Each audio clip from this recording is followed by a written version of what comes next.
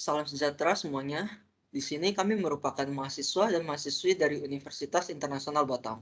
Nah, kami akan mempresentasikan sebuah ide produk dari UMKM atau yang biasa disebut dengan usaha mikro kecil dan menengah. Nah, nama proyek kami itu yaitu Seafood Teams yang di sini beranggotakan yang pertama itu ada Carlos William dengan NPM 191 2022. Yang kedua ada Coral Aswanti dengan NPM 191 2007. Yang ketiga ada Friendly dengan NPM 191 2026. Yang keempat ada Ricky Chung dengan NPM 191 2035. Dan yang terakhir ada saya sendiri, Suryanto dengan NPM 191 2019. Next. Nah, seperti yang kita tahu, bahwa sekarang ini merupakan era digital yang dimana ketika kita berada dimanapun dan kapanpun akan membutuhkan digital yang berupa elektronik untuk memudahkan tujuan kami sendiri. Nah, di sini kami mengambil sebuah konsep videografi dan fotografi. Sebagai tujuannya itu untuk mempromosikan sebuah produk menu pada sebuah kafe. Nah, pada saat ini Batam juga merupakan kota yang mulai berkembang pesat. Nah, tentunya tingkat permintaan pemasaran itu juga semakin tinggi dan persaingan itu juga semakin ketat. Apalagi sekarang itu masih dalam masa pandemi, sehingga membatasi aktivitas kegiatan setiap orang. Nah, dengan media ini, promosi kami dapat memanfaatkan untuk menyebarluaskan informasi dengan teknik yang berbeda untuk memancing minat pembeli atau pemakai. Dan sekaligus juga untuk mengembangkan sebuah hal baru dalam dunia fotografi dan videografi.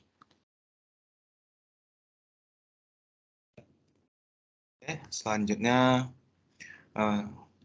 seiring berkembangnya media sosial, kita perlu mengetahui keperluan fotografi dan videografi juga meningkat. Jadi, peluang bisnis di bidang fotografi dan videografi di tanah air masih sangat baik. Itu dikarenakan oleh pengguna media sosial serta kecepatan internet yang semakin meningkat. Jadi selain itu di masa saya ini di mana pandemi COVID-19 mengantarkan kita secara paksa untuk melek dunia digital. Sehingga banyak para pelaku bisnis yang berpindah ke digital marketing sebagai strategi promosi produk dan usaha mereka. Jadi salah satu cara digital marketing mereka adalah mempost foto dan video pada media sosial. Nah, kita bisa tahu dari PPT ini, ya, ini adalah data-data yang kami dapat dari Google Trend. Jadi kita bisa lihat dari kebutuhan rata-rata fotografi dan videografi pada daerah Indonesia di data kita tersebut. Nah, yang warna merah ini adalah untuk yang fotografi dan warna biru itu adalah untuk yang videografi. Nah, kita bisa lihat bahwa kebutuhan fotografi lebih banyak daripada videografi itu dikarenakan fotografi itu lebih simple untuk cara ngetek frame atau foto. Dan untuk videografi tidak gampang untuk ditampilkan di daerah Indonesia tertentu. Sehingga orang lebih senang untuk menggunakan fotografi.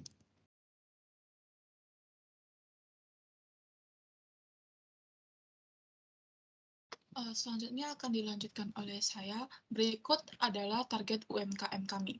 Nah, target UMKM kami adalah YOLO Book Cafe. YOLO Book Cafe ini memiliki konsep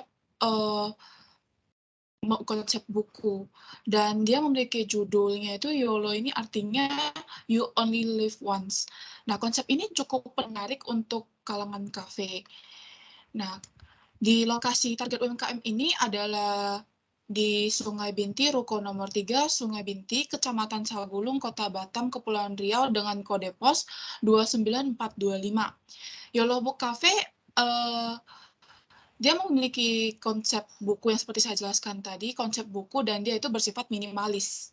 Nah, mengingat perpustakaan Kota Batam tidak banyak dan cuma satu dan tidak beroperasi secara terus-menerus, kemudian juga jarang diketahui orang, YOLO Book Cafe ini memiliki daya tarik yang kuat bagi mahasiswa ataupun siswa-siswi ataupun pekerja yang memiliki hobi membaca. Karena buku yang tersedia sangat beragam, jadi juga bisa menarik banyak perhatian orang.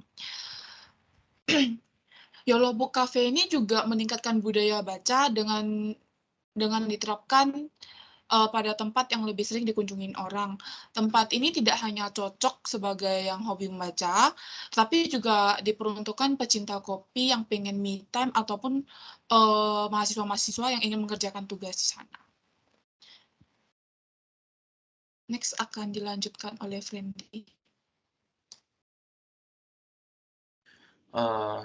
Sebelumnya berdasarkan hasil survei kami ke lokasi tersebut, pada saat wawancara bersama karyawan yang di kafe itu dan bersama beberapa teman-teman yang berada di sana, ternyata masih ada banyak teman-teman yang belum tahu ada kafe yang unik dengan konsep buku itu.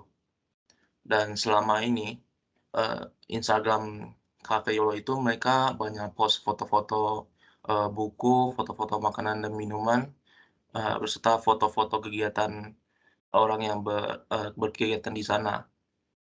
Untuk videografisnya masih belum terlalu banyak. Dari hasil survei dan observasi kami memaparkan rumusan masalah dan tujuan, yaitu yang pertama rumusan masalah, apakah Yolo Book Cafe sudah banyak dikenal oleh masyarakat? Yang kedua, apakah Yolo Book Cafe membutuhkan gaya promosi berupa videografi dan fotografi? Yang ketiga, bagaimana menghasilkan karya yang mampu menarik penasaran orang lain. Dan tujuan yang pertama, program ini untuk membantu UMKM dalam mengenali UMKM kepada masyarakat. Yang kedua, di era digital, gaya promosi videografi dan fotografi banyak digunakan sehingga dapat membantu UMKM.